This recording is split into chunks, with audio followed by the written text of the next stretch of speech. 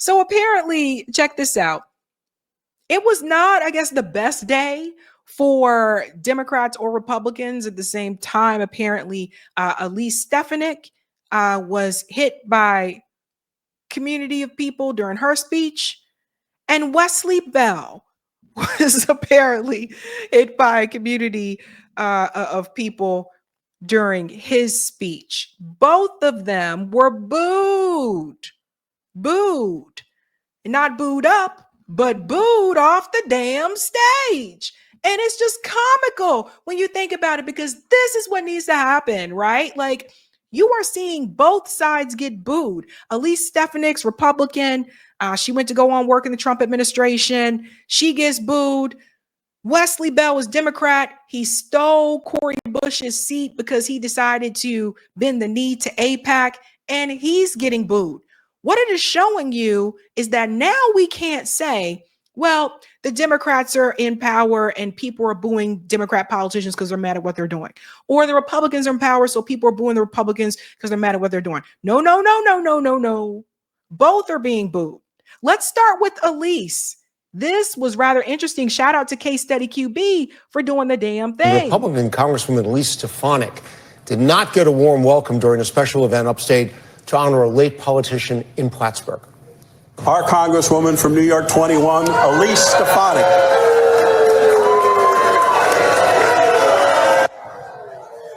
Stefanik, who has been hinting that she may run for governor of New York, tried to address the crowd twice. Protesters booed her. Those in the crowd shouted shame and unseal the Epstein files. When Stefanik tried to speak, many demanded she hold a town hall. She won't hold a town hall. She won't take questions. She's never at her office. With the recent cuts that just got passed, like, we're all going to be affected by rural hospitals, by Hudson Headwaters potentially being affected, our only clinic. Today's event was about honoring John Zerlo. It is a disgusting disgrace that this is what the far left does. Now, the Democratic National... I don't think those were all people on the left. I think some of those people were people that voted for Elise Stefanik. Elise Stefanik is a Republican. So don't forget, people forget this, but yes, there are Republicans in New York. But I don't think that was all people on the left. And when she's talking about the rural hospitals, that's what the other woman said there. We sounded the alarm about that. I told you those rural hospitals are going to get hit. So Elise Stefanik is, she's part of the Trump administration. She walked her little happy ass across that stage when he called her name and said, "Come on out here." She was happy to walk across that stage like she was on The Price is Right. Come on down. And she ain't happy now because people had some things to say. What do you expect them to do? The far left does. Now, the Democratic National Committee commented on the incident, writing on social media in part, quote, "That's what happens when you sell out your constituents to Donald Trump," unquote. Damn. At the scene there from Good Time is one of the more iconic scenes. It's actually not funny. If you watch the show, that scene isn't funny, but people make it funny because it was just kind of funny the way that she did it. Here's a close up here. I want you guys to see it all up close and personal. Elise Stefanik gets booed off the stage twice at an event in her district.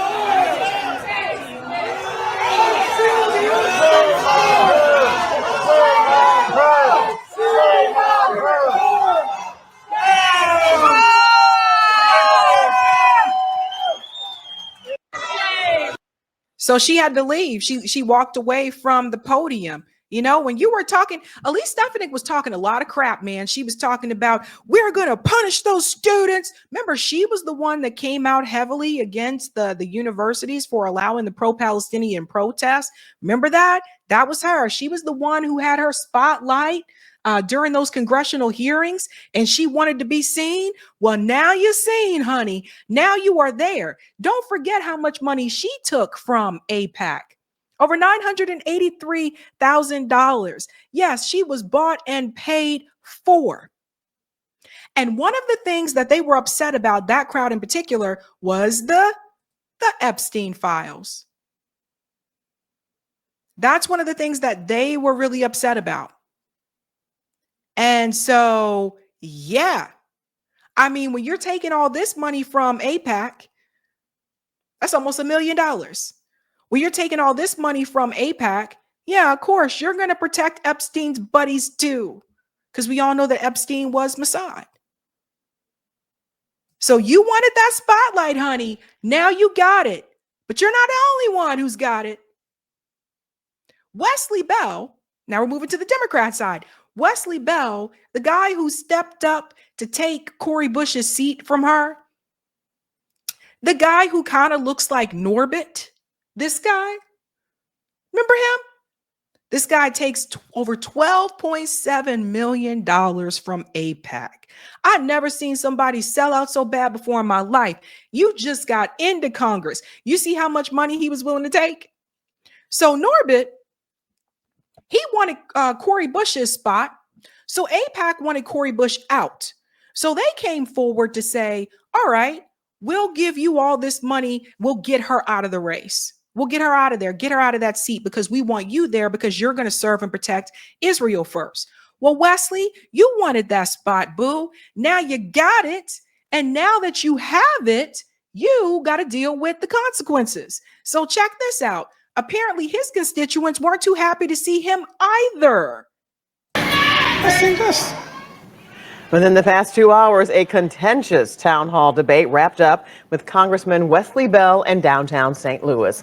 A group of demonstrators showing up, challenging Bell on his stance on the conflict in the Middle East. 5 on your side's Brent Solomon is just back from that heated exchange where at times Bell could barely get a word in. Brent? Yeah, liken it to a classroom of rowdy students where a teacher is trying to take command and get the students to listen.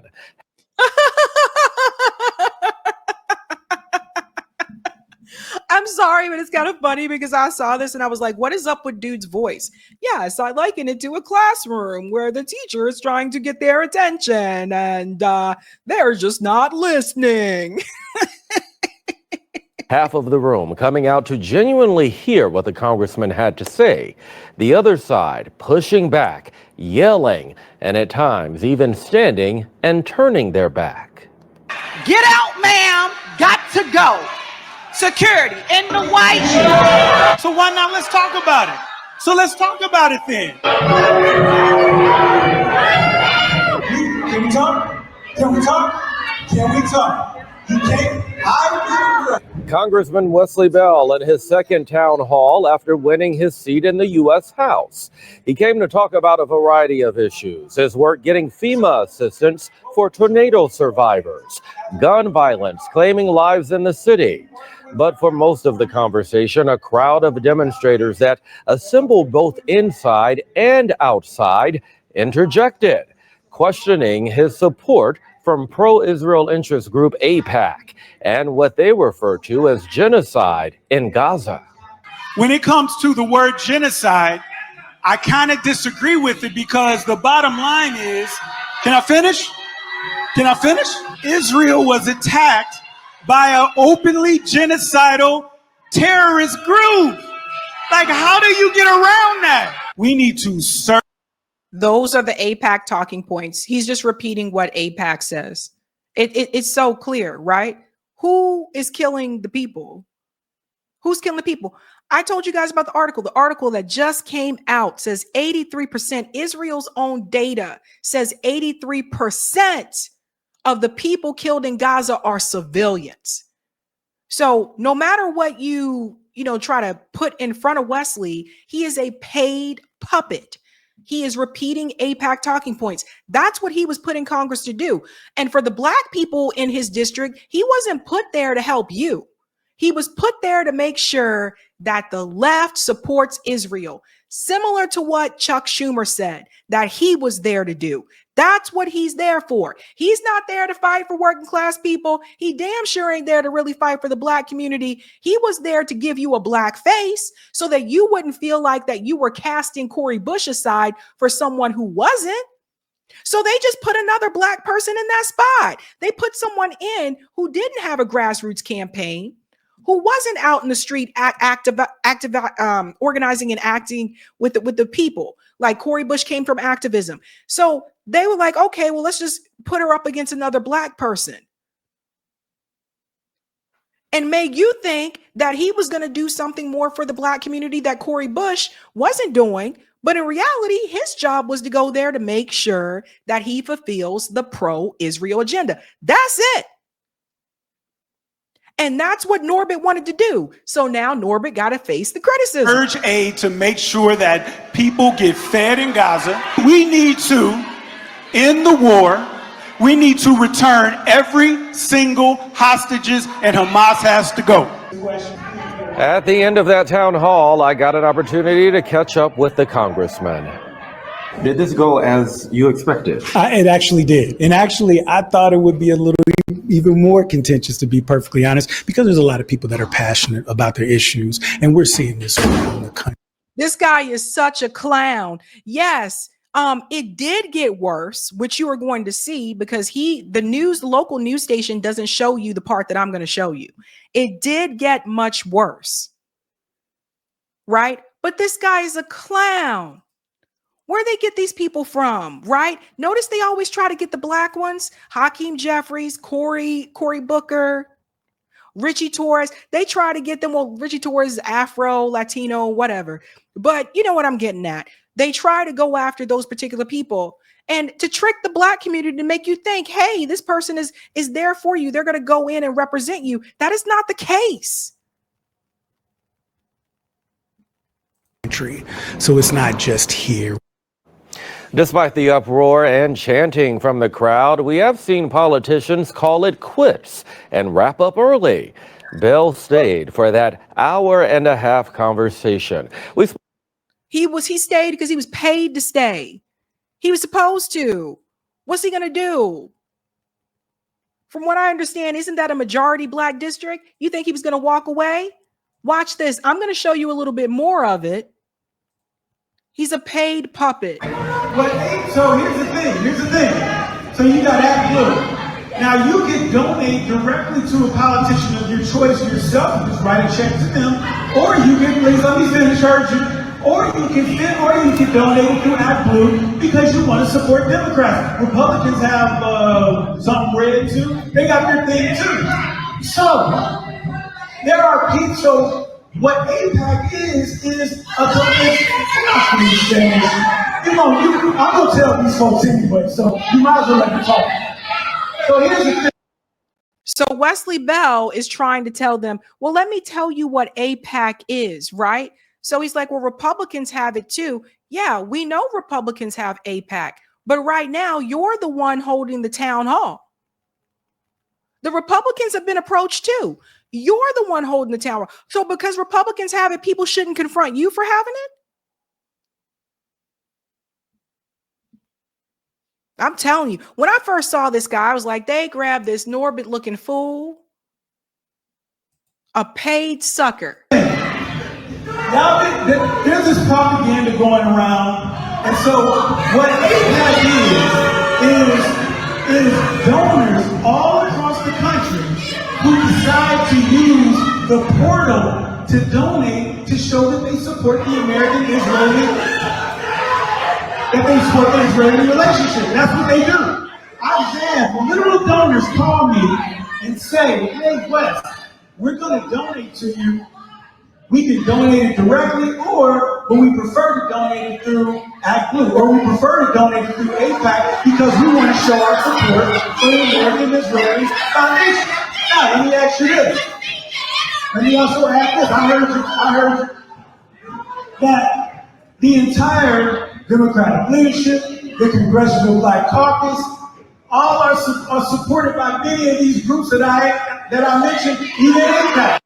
That's not helping your cause there to mention that the Congressional Black Caucus is also taking money from AIPAC. That definitely doesn't make you look better. Now, I've talked about the CBC on this show multiple times before. I told you they don't put black Black communities first. It's just another trick to make you think that they're going to, because they are Black, they still put Israel first as well. But a lot of people don't know that. And Wesley Bell just told the people who may not have known that what's happening there behind the scenes. That doesn't make you look better. That does not help you to say, oh, by the way, other Black people are taking this money too. So now when we're trying to say that these different interest groups cannot participate in our government, I disagree. I think everybody should be able to participate. That's what our democracy is about. So when it comes to, let's talk about the word genocide, because we see that differently. Can I start? Like, you're at a town hall and you just said, now, can we talk? We're hosting a town hall and we would like to answer the question. Now, she asked a question. That's the part about the genocide part that he already said. On the other parts, I'm gonna fast forward a little bit here. See, these are the AIPAC talking points when he gets into each time a two-state solution. See, watch. There were 5 different times where a two-state solution was on the table, and each time it was not Israel accepted it, and it didn't happen. I don't teach you how to answer. If he was on Showtime at the Apollo, they would have already swept him off the stage. He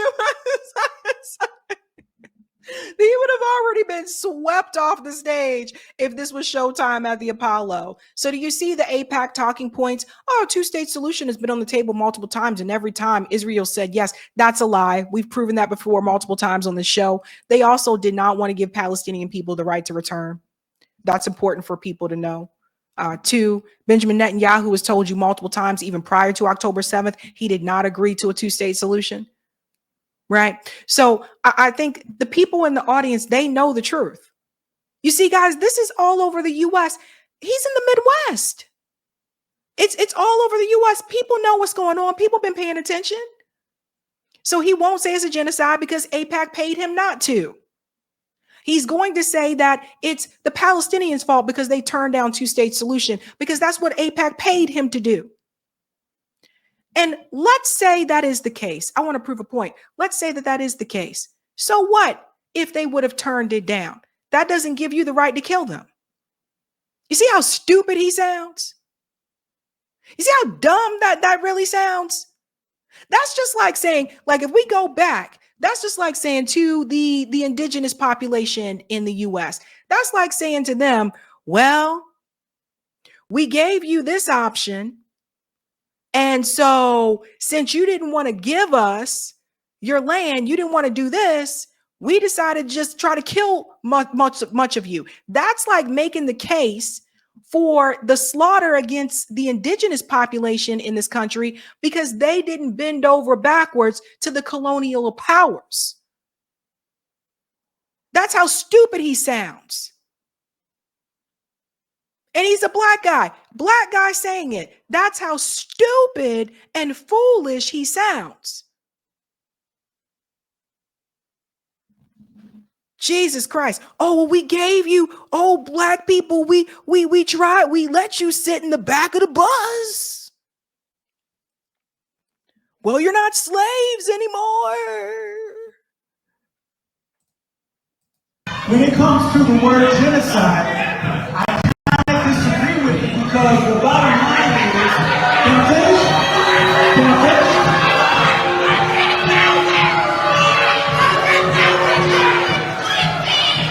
I disagree with the term because Israel was attacked by an openly genocidal terrorist group.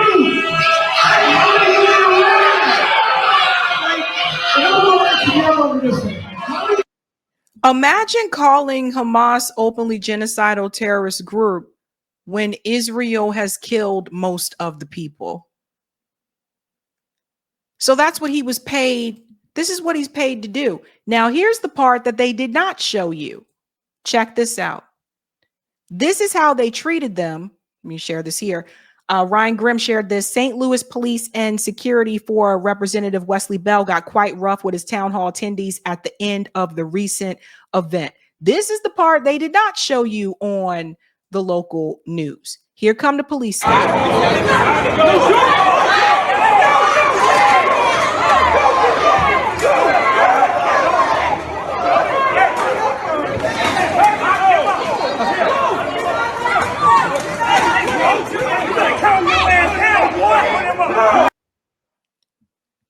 By the way, these are black officers right here, 2 black officers. And they said, calm your ass down, boy. See what I mean? That's why I still say black cops are blue first. Look at this. All this for Israel. They don't like you either. I don't know. Does anybody know who these officers are? If you're watching, you know their names, these officers. You should let them know Israel don't like them either.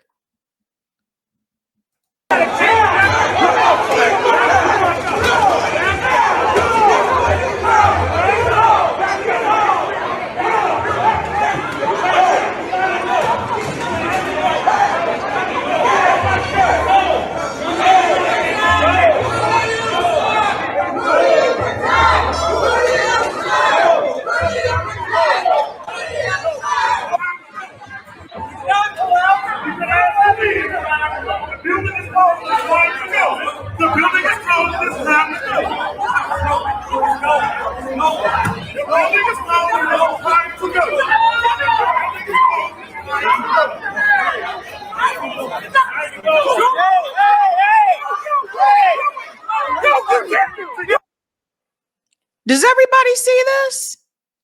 Isn't this crazy? They're willing to do all this for a racist, genocidal state. They don't even like you. They don't even like you. This is crazy. Get them. You better get your money. You better calm your ass down, boy.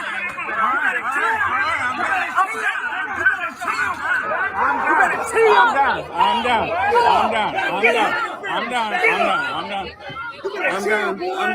Get your ass up. Let's go. Let's roll. I'm going.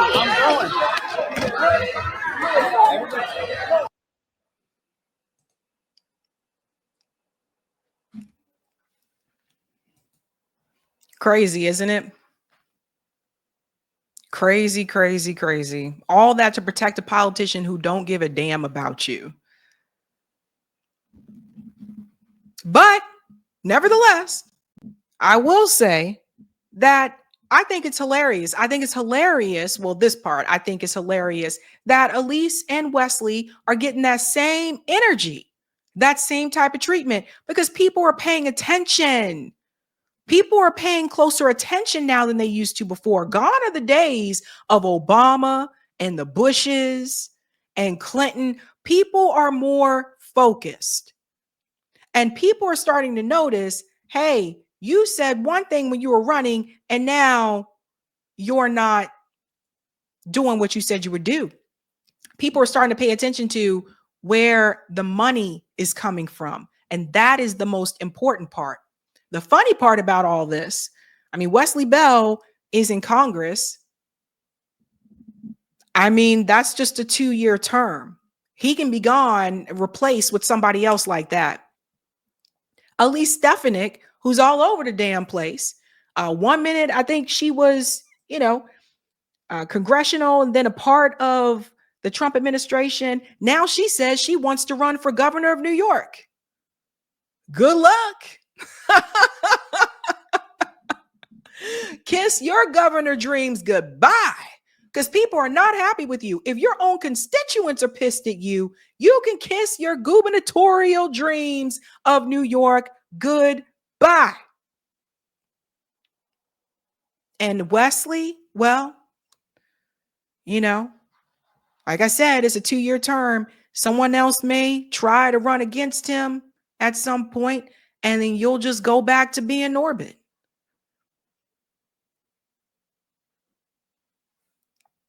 Crazy times, but I'm here for it.